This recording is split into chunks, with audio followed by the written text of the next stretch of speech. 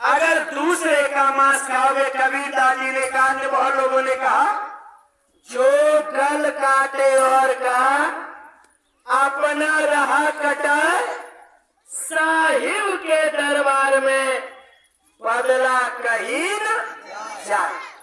आज अगर आप उसका गला काट रहे हैं, कल आपका गला काटेगा वह भीष्म पितामह।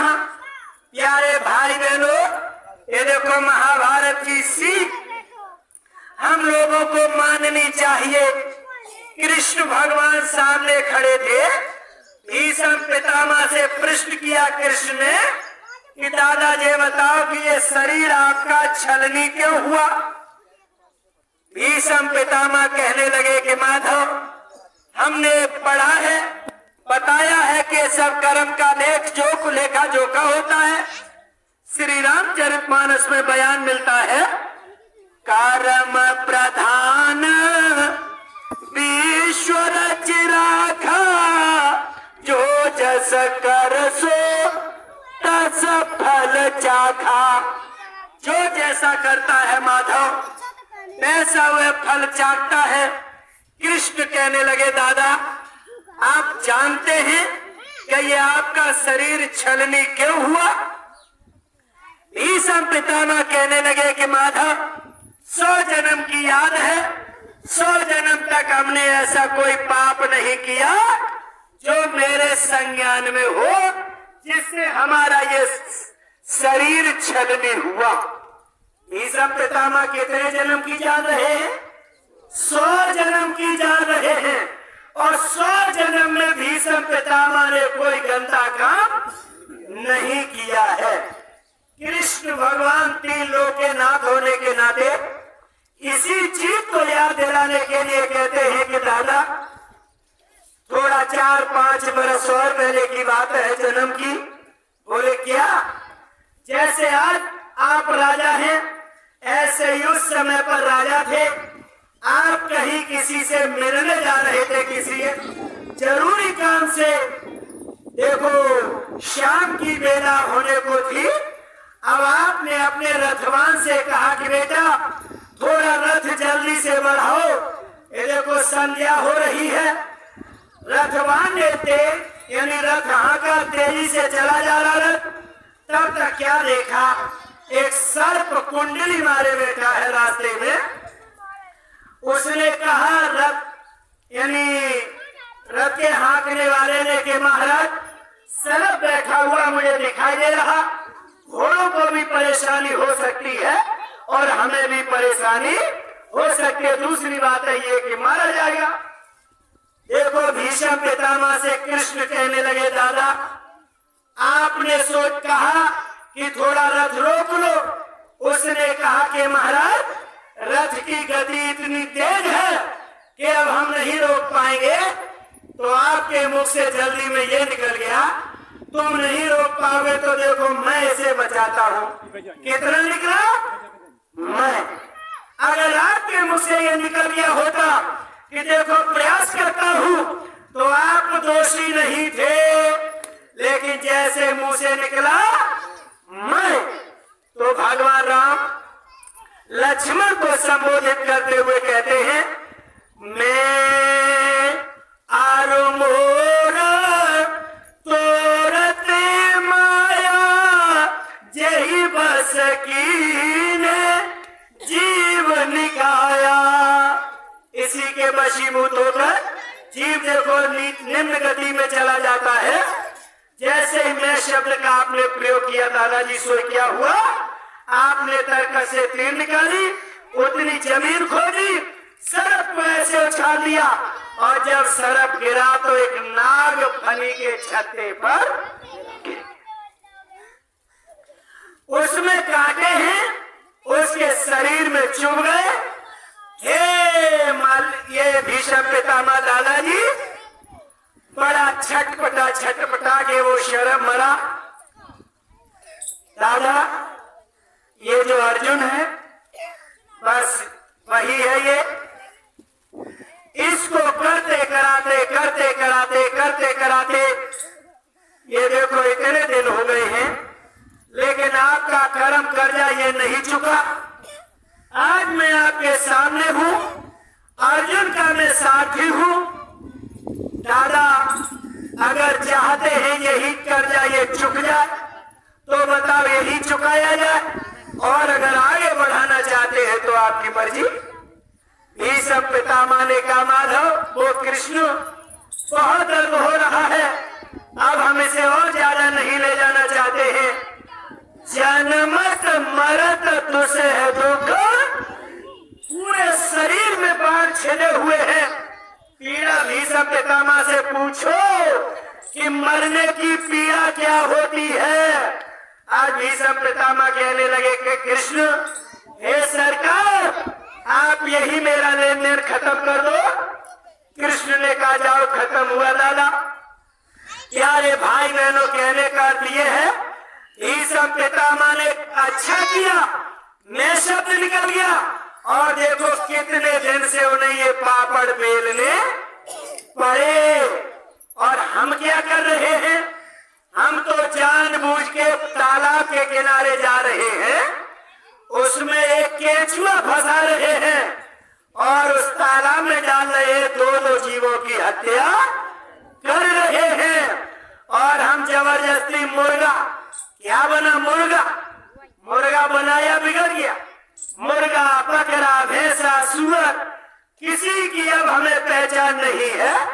इसलिए महात्मा जन कहते हैं जो गल काटे और का अपना रहा कटा। कैसे त्रेतायुग की कहानी को याद करें थोड़ा सा इससे पूर्व। ये देखो महाराज दशरथ बड़े अच्छे राजा हैं, शब्दवेदी राजा हैं, जिनके यहाँ आगे चल के 3 लोग के नाम भगवान राम जन्म लेंगे। ऐसे महाराज दशरथ शिकार के बड़े शौकीन हैं, शिकार करते हैं, खाते पीते हैं ये राजा लोग। प्यारे भाई बहनों क्या हुआ, एक दिन शिकार कर रहे हैं, साहिब के दरबार में बदला कभी न जाए, जो घर काटे और का अपना रहा कटा। कैसे प्यारे भाई बहनों देखो अंधा अंधी दोनों को इच्छा हुई, अपने बेटे के कंधों पर सवार होकर दोनों चले। और जब देखो उधर पानी की प्यास, अब जैसे श्रवण लेने के लिए गए तो दशरथ के श्रवण रिश्तेदार बताए गए हैं।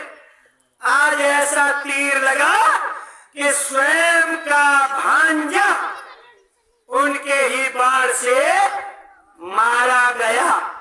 और जब वो मारा गया कितना बड़ा उन्हें श्राप लगा, कहा कि जैसे मैं मर रहा ऐसे ही राजा दशरथ तुम भी मरोगे।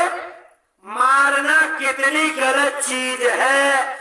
दशरथ कितने परेशान हो रहे जब राम जा रहे, और उन्हें मालूम था कि मेरे साथ ये होने वाला, क्योंकि गलती कर चुके हैं, सारी गलतियों की माफी बाबा जय गुरुदेव जी महाराज करने के लिए तैयार है।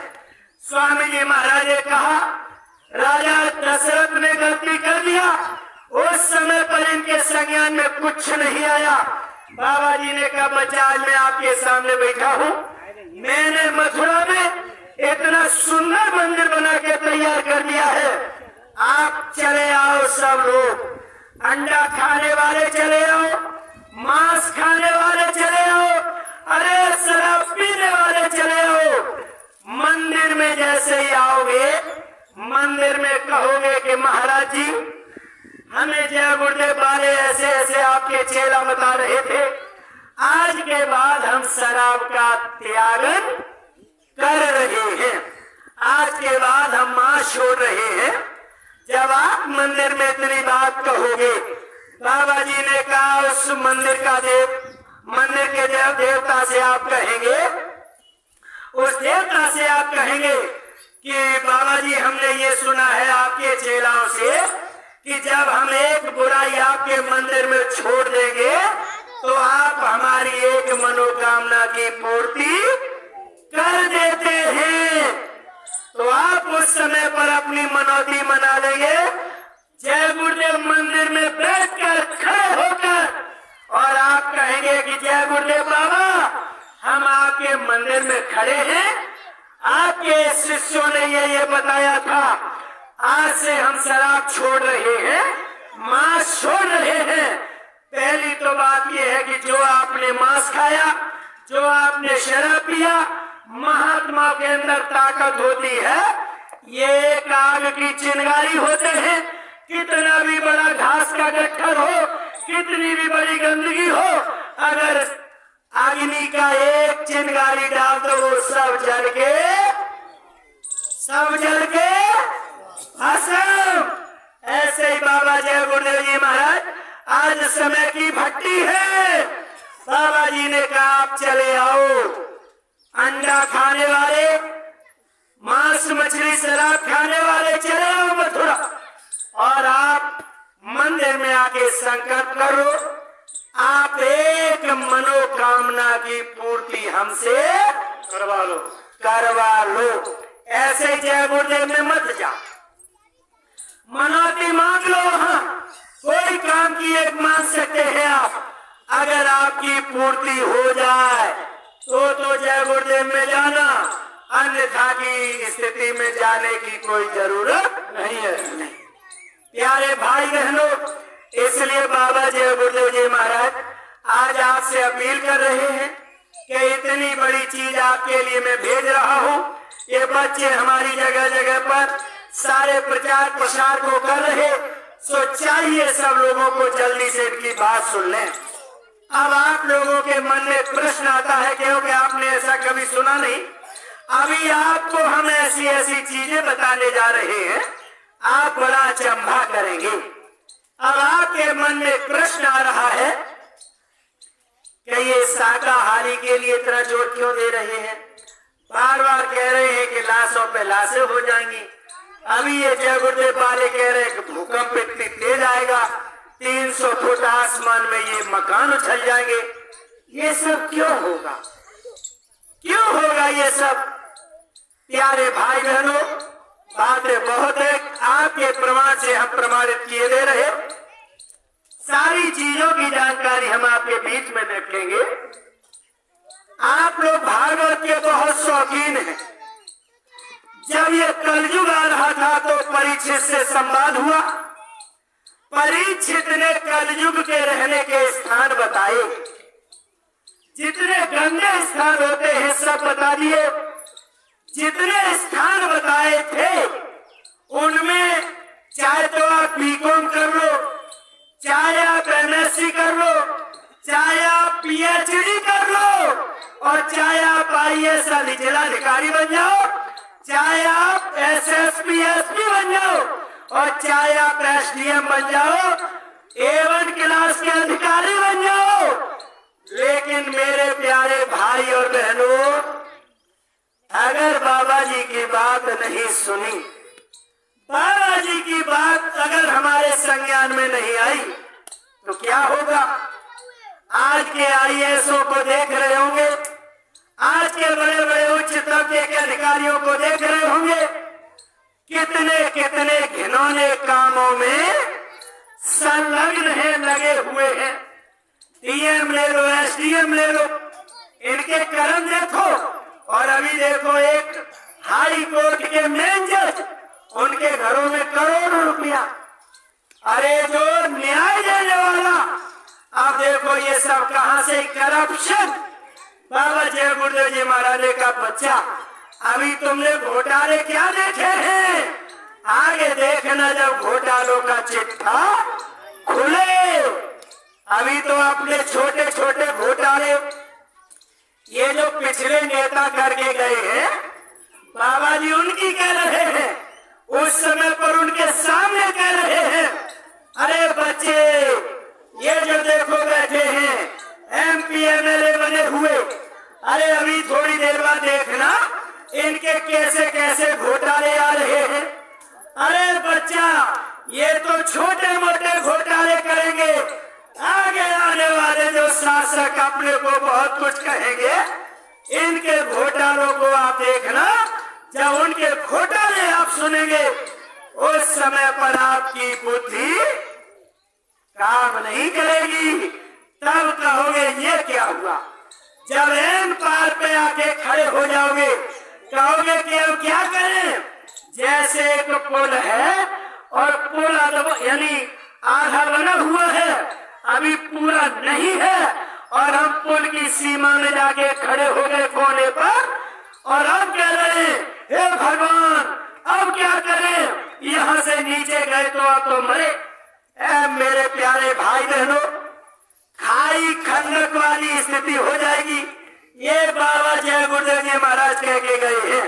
बाबा जी ने कहा कि जब आगे चलकर बड़े बड़े घोटाले, ये बड़े बड़े अधिकारी और ये MP MLA, बड़े बड़े मिनिस्टर स्वामी जी महाराज ने कहा जब घोटाले करेंगे और जब आप इनके घोटाले देखेंगे, बाबा जी ने कहा भी आपने महंगाई कहाँ देखी। अरे महंगाई जब आगे आएगी तब महंगाई देखना। महंगाई किसे कहते हैं, महंगाई की परिभाषा आप याद करेंगे। ये बाबा जय गुरुदेव जी महाराज ने कहा। स्वामी जी महाराज ने कहा थोड़ा इतिहास पीछे का याद करें। अभी आपने टैक्स नहीं देखे हैं। स्वामी जी महाराज ने कहा टैक्स की बात करें। पिछले जमाने में लोग इतने महत्वाकांक्षी हो गए, इतने यानी जो हमारे हुक्मरान हैं, जो ऊंची गद्दी पर बैठे थे उस समय के, इन लोगों ने टैक्स कहां तक लगा दिया, सारी चीजों पर टैक्स लगा दिया। और इन लोगों ने देखा अब टैक्स कहां से और लग सकता है, कमाई और कहां से हो सकती है। पिछला इतिहास हम लोग थोड़ा सा पढ़ें, सुन लो मेरे भाई, बहुत काम की चीज है।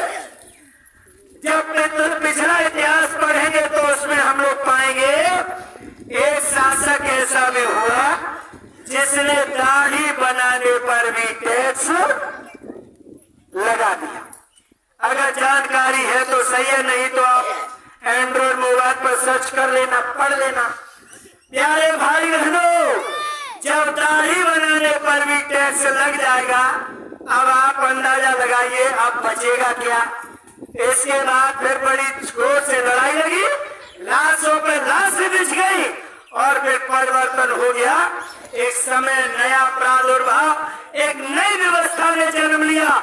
ऐसे ही बाबा जय गुरुदेव जी महाराज ने कहा बच्चा अभी तुमने टैक्स कहाँ देखे हैं, आगे टैक्स पे टैक्स और महंगाई इतनी आएगी कि बच्चा तुम्हारे कपड़े तक उतर जाएंगे। तब बाबा जी ने इसका रिजल्ट और बताया है। सब लोग सुन लो बाबा जय गुरुदेव जी महाराज की बात को, ये कटने वाली नहीं है। आप लोग सुनो आगे क्या होने वाला है।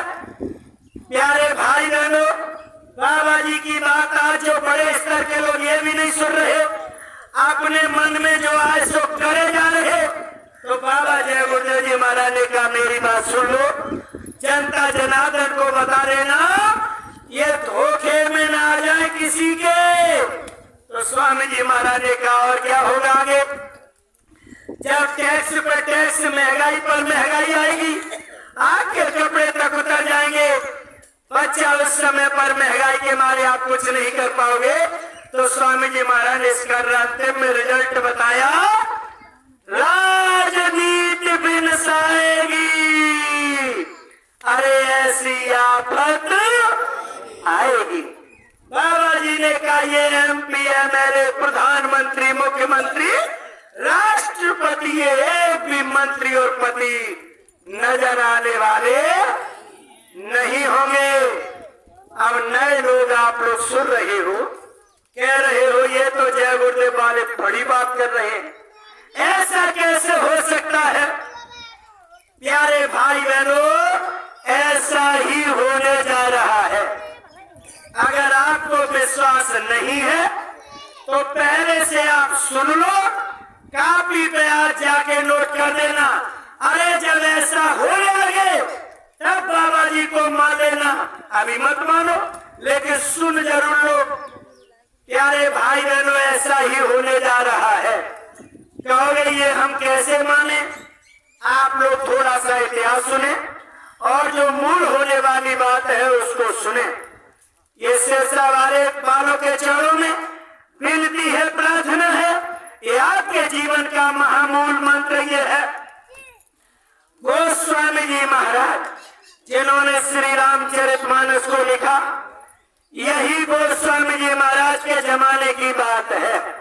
उस समय पर जब हिंदू मुसलमान उस समय बहुत हो रहा था।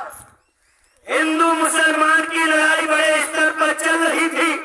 उस समय पर मुसलमान ज्यादा थे और हिंदू कम थे। लड़ाई इस स्तर पर चल रही थी, काटम काट चल रही थी, मारा काट चल रही थी। गोस्वामी जी महाराज के पास हिंदू और मुसलमान दोनों तबके के लोग गए। गोस्वामी जी महाराज से पूछा, बाबा जी ये बताओ आगे समय कैसा आ रहा है? सिरसा के प्यारे भाई बहनों सुन लो, गोस्वामी जी महाराज वही जिन्होंने रामायण को बनाया है। अखंड पाठ जिससे करते हो वही गोस्वामी जी महाराज कह रहे कि सुन लो क्या होने वाला है। मुसलमानों की उस समय पर चलती फिरती थी। गोस्वामी जी कहने लगे, मुसलमानों कुछ दिन के बाद तुम्हारा भी राज्य खत्म होने वाला है। इसके बाद इस भारतवर्ष में सफेद चमड़ी वाले आ रहे हैं। सफेद चमड़ी से अर्थ है अंग्रेज। सफेद चमड़ी वाले जब यहाँ आ जाएंगे, यहाँ पर बड़ा बड़ा यानी उल्टा सीधा काम करेंगे। यहाँ से उठेगी आवाज और इनको खदेड़ दिया जाएगा। कहने लगे फिर क्या होगा बाबा जी? इसके बाद गोस्वामी जी महाराज ने कहा, सुन लो अभी राजसी व्यवस्था है, आगे चल के राजाओं के राज खत्म हो जाएंगे, जमींदारियों की जमींदारियां चली जाएगी। लोग चक्कर में पड़ गए, जैसे आज आप सुन के चक्कर में पड़ रहे हैं कैसे कैसे हो सकता है। गोस्वामी जी महाराज ने कहा राजा खत्म हो जाएंगे, राजा नहीं रहेंगे और ये जमींदार भी नहीं रहेंगे। लोगों ने पूछा फिर क्या होगा? बोले जनता अपना प्रतिनिधि, अपना राजा स्वयं चुनेगी। उसे लोकतांत्रिक प्रजातांत्रिक व्यवस्था कहा जाएगा, डेमोक्रेसी कहा जाएगा। प्यारे भाई बहनों, लोगों ने पूछा फिर क्या होगा? तो गोस्वामी जी महाराज कहने लगे, इन नेताओं को हम सब भगवान मानेंगे, लेकिन ऐसे ऐसे घोटाले, ऐसे ऐसे काम जनता के लिए करेंगे कि जनता इनके कामों की वजह से महंगाई की मार झेलेगी, इन्हें कहीं किनारा नहीं मिलेगा। बाबा जय गुरुदेव जी महाराज ने कहा। गोस्वामी जी कहने लगे सुन लो आगे क्या होगा? गोस्वामी जी महाराज ने कहा आगे चल के ये नेतागिरी भी खत्म हो जाएगी। इसके बाद क्या होगा बाबा जी? गोस्वामी जी महाराज ने कहा आगे चल के एक महापुरुष सारा सफेद पोष में अनामी कुल करतार होंगे, वो सबके सृजनहार रहेंगे। उस समय पर वो एक आवाज उठाएंगे, उस आवाज के साथ जो लोग जुड़ जाएंगे उनकी बचत हो जाएगी और जो नहीं जुड़ेंगे, गोस्वामी जी महाराज कहने लगे उस समय एक तरफ से ऐसी आंधी चलेगी, सब स्वाहा हो जाएगा, खत्म हो जाएगा। जो शुद्ध शाकाहारी लोग हैं, धार्मिक प्रवृत्ति के लोग हैं, केवल वही बचेंगे। ये गोस्वामी जी महाराज कह के गए हैं। प्यारे भाई बहनों, आप पढ़ लिख गए, आपको ये बात किसी ने नहीं बताई। आज समय की मांग है, इसलिए बाबा जी ने आपके पास हनुमान को भेजा है, अंगद को भेजा है। आप जो राम के दूत आ रहे हैं उनकी बात को मान लो। रावण की तरह अगर नहीं मानोगे तो जो रावण के साथ हुआ वही आपका भी होने वाला है। ये बाबा जय गुरुदेव जी महाराज ने आपके लिए संदेश भेजा। आप कहोगे ये क्या होगा? थोड़ी सी इसकी बात सुने। कल युग में कल युग जाएगा और कल युग में सतयुग आएगा। ये सतयुग इसलिए आएगा, कुछ पढ़े लिखे भाई प्रश्न करेंगे, अरे जय गुरुदेव वाले ये इतनी देर से भाषणबाजी कर रहे हैं, ये क्या है कलयुग, क्या है सतयुग? तो पढ़े लिखे सुन ले, अच्छे से जानकार सुन ले, बड़े लोग सुन ले, छोटे लोग सुन ले, अमीर गरीब सब सुन ले, बच्चे बच्चियां सुन ले, सब लोग सुन ले। बाबा जय गुरुदेव जी महाराज ने कहा है, सूरदास महात्मा कह के गए हैं, आगे चल के क्या होगा? तीसरा विश्व युद्ध होगा। टेलीविजन रेडियो अखबार पर आप लोग सुन रहे हैं, आगे चल के परमाणु बम की लड़ाई लगेगी। और देखो सारे देश परमाणु बम की धमकी देते हैं। हमारे प्रधानमंत्री ने भी कह दिया, कुल मिला के ये है, नागासाकी हिरोशिमा को पढ़ो। केवल 2 परमाणु बम प्रथम विश्व युद्ध में और द्वितीय विश्व युद्ध में गिराई गई थी। आज भी बच्चे अपंग पैदा होते हैं वहां, इतनी रेडिएशन उसमें। मेरे प्यारे भाई बहन, और आज की परमाणु बम और उस समय की परमाणु बम में कितना अंतर है? उस समय पर केवल 2 डाली गई, आज दिन तक बच्चे वहां अपंग पैदा हो रहे। और जब हर देश में परमाणु बम चलेंगी तो अब आप लोग शाम को जाके घर में सोचना क्या होने वाला है, तो आप नहीं सोच पाओगे। बाबा जी ने आपके लिए संदेश भेजा है। राम और रावण की लड़ाई 18 महीने चली थी। द्वापर 18 दिन चला। द्वापर की ये महाभारत 18 दिन तक चली। सब लोग सुन लो, कहीं कॉपी पर लिख देना, ये नए लोग 18 मिनट लगेंगी केवल और केवल। ये बाबा जय गुरुदेव जी महाराज बता के गए हैं, 18 मिनट लगेगी। पूरा विश्व जैसे बिजली के तारों में शॉर्ट सर्किट होती है, एकदम भड़बड़ करके खत्म। ऐसे बाबा जी ने कहा, सारे देशों की परमाणु बम, जब आप दीपावली पर पटाखे चलाते हैं और जब सारे पटाखों में आग लगती है तो कैसा होता है? भड़बड़ करके। अगर इसका उदाहरण पेश कर, यानी अगर इसको प्रैक्टिकल करके देखना चाहें, आप माचिस की तीलियां निकालें बाहर एक साथ और एक में केवल आग लगाएंगे, देखो कितनी जल्दी से, यानी सब काम खत्म नहीं देर में। ऐसे ही बाबा जी ने कहा, अब की बार जो 3rd वर्ल्ड वॉर होने जा रही, तीसरा विश्व युद्ध होने जा रहा, 18 मिनट में सब कहानी। अब इसमें बचेगा कौन? महात्मा सूर साहब कह के गए हैं, काल ब्याल से वही बचे वो जो सतगुरु ध्यान धरे। ऐसे समय से वही लोग बचेंगे जो संत सतगुरु का ध्यान धरेंगे। अब ये सब लोग आज ये सिरसा वाले बड़े चक्कर में पड़े हैं कि ये जय गुरुदेव वाले आज हमें सुना क्या रहे हैं। हमने ऐसा तो कभी सुना ही नहीं।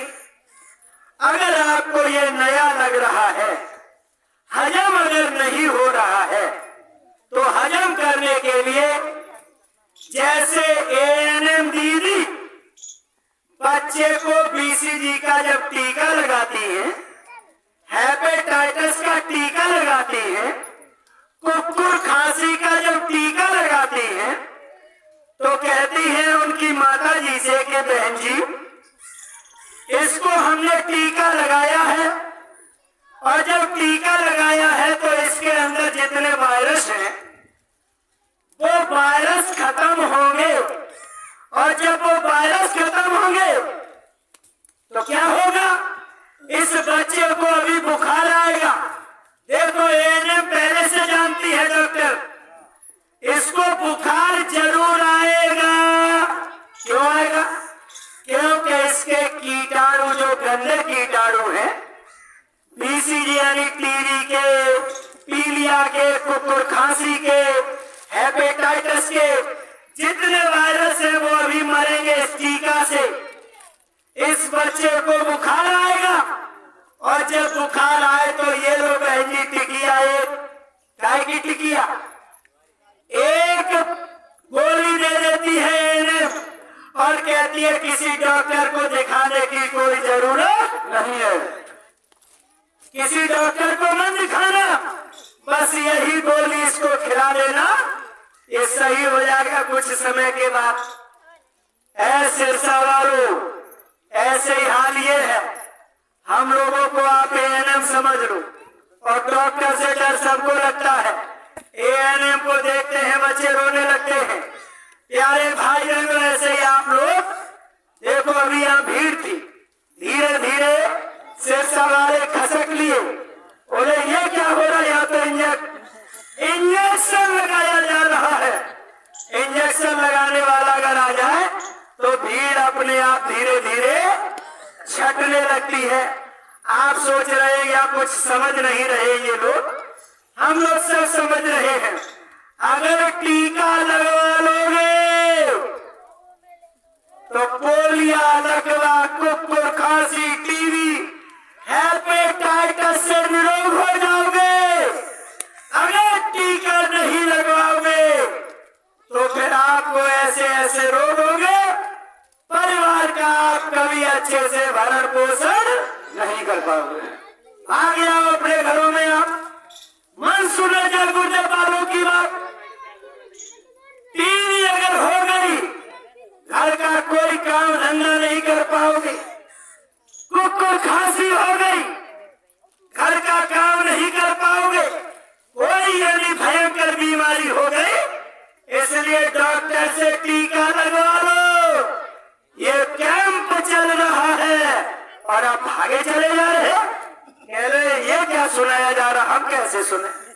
और जब इंजेक्शन लगाया जाता है उसकी कहानी दूसरी होती है। दर्द तो थोड़ा सा होता है, लेकिन काम पूरा करता है।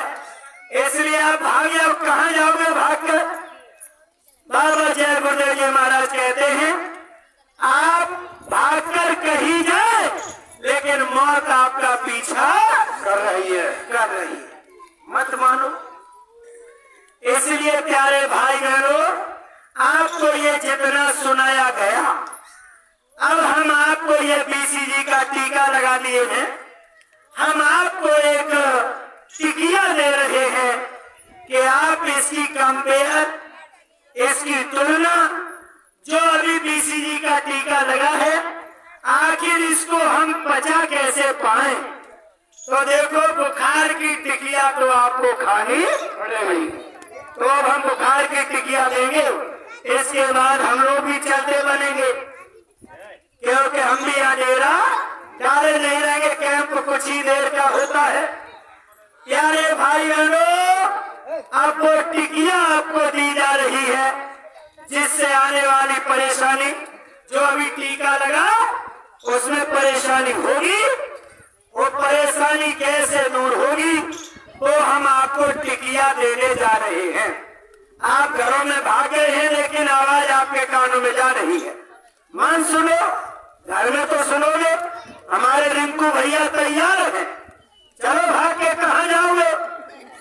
यानी इनके पास पूरी व्यवस्था है, कान में आवाज तो आपके जाके रहेगी। समय कम है। देखो, चोर था, मना किया कि बेटा अच्छी बात कभी मत सुनना, और जब सत्संग की बात सुन लिया उसने कान बंद करते करते सुना होगा आपने कहीं न कहीं से। अच्छी बात असर करती है, चोर को वही बात काम आई और उसकी जान बच गई। ऐसे ही आप घरों में भाग गए हैं। रिंकू भैया हमारे, बबलू भैया हमारे, और देखो अजयपाल भैया हमारे, ये कतई पीछे नहीं हटेंगे, आपके कानों तक आवाज जरूर पहुंचाएंगे। तो अब हम आपको टिकिया देने जा रहे हैं।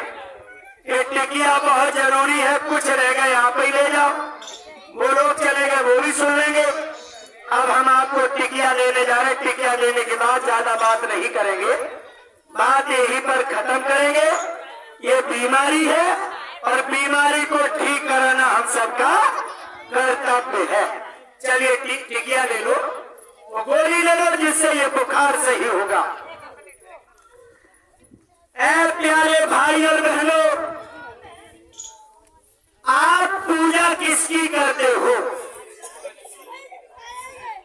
थोड़ा सुन लो, पूजा किसकी करते हैं हम सब लोग?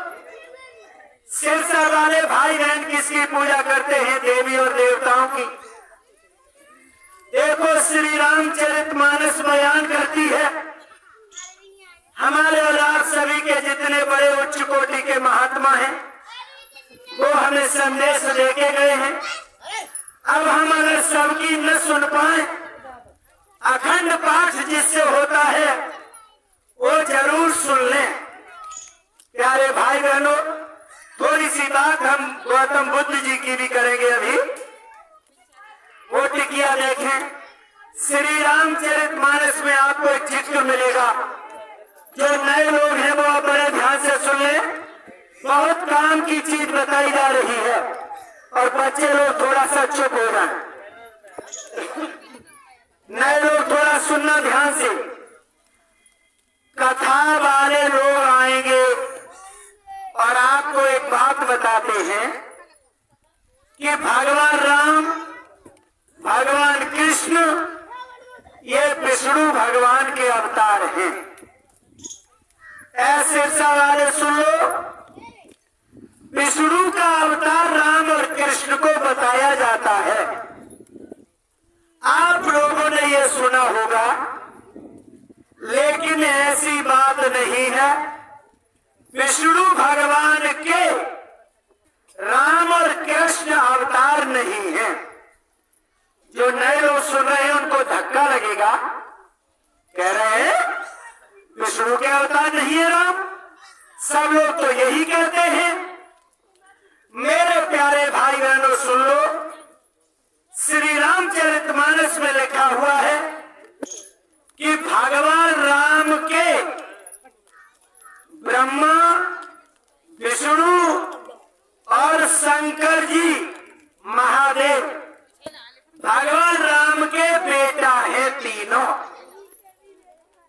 अब इसमें कुछ लोग जो नए हैं और सिरसा वाले भाई सुन रहे हैं, अब आपके दिल में बड़ी तेजी से आग जल गई होगी कि राम के ब्रह्मा, विष्णु, महादेव जो तीनों देवता हैं, ये बेटा कैसे हो गए? ये जय गुरुदेव वाले क्या कह रहे हैं? श्री रामचरितमानस में आप लोग पढ़ना, बालकांड खोल के मन और शत्रुपा की जहाँ कहानी है उसमें आप लोग पढ़ लेना। भगवान राम के ब्रह्मा, विष्णु और शंकर तीनों बेटा है राम के। विष्णु के अवतार राम नहीं है। राम के विष्णु भगवान कौन है? बेटा। और हम कह रहे हैं कि विष्णु के अवतार राम है। जाको काल शीश पे नाचे, सो पोथी उल्टी धरे और पांच। आज के पढ़े लिखे लोग, कथावाचक लोग, जो लोग ये कहते भगवान विष्णु के अवतार हैं राम, ऐसे लोगों की मति मारी गई है। महात्माओं के पास न जाने के कारण, ये बीसीजी का टीका न लगवा पाने के कारण, जैसे कुत्ता काट ले बोराए फिरते हैं, ऐसे ये हम सब लोग बोराने का काम कर रहे हैं। बात कड़वी लग रही है, लेकिन रामचरितमानस में से देख सकते हैं राम के ब्रह्मा विष्णु महादेव तीनों बेटा है। अब बताओ बेटा को बाप न रहे, कितना उल्टा काम हो रहा। इसलिए पहले से लिखा है कि जाको दुख विधाता दे, उसकी मत पहले ही।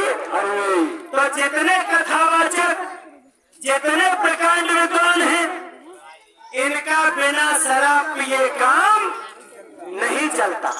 और यहाँ शराब की मनाही की जा रही है। तो यहीं से आप कंपेयर कर लो, तुलना कर लो कि जय गुरुदेव में शराब अंडा की मनाही की जा रही है और वहां शराब की मनाही करने वाला कोई नहीं है। एक बहुत ऊंचे स्तर की कथावाचिका है, हमने उनका सुना है यूट्यूब पर। वो कह रही है कि शराब बहुत अच्छी चीज है। वो शराब को अच्छा बता रही है क्योंकि भीड़ कैसे होगी अगर शराब की मनाही कर देंगे तो। आप बताओ कथावाचक शराब को अच्छा बता रहे और बाबा जी कह रहे कि शराब गलत है। तो बताओ बाबा जी की मानोगे या उनकी मानोगे?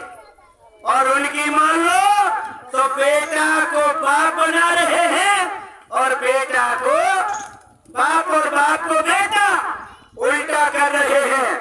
और जब उल्टा हो जाएगा तो जब तार उल्टे लगेंगे, प्लस का माइनस में, माइनस का प्लस में, तो फिर क्या होगा? शॉर्ट सर्किट बराबर होगा।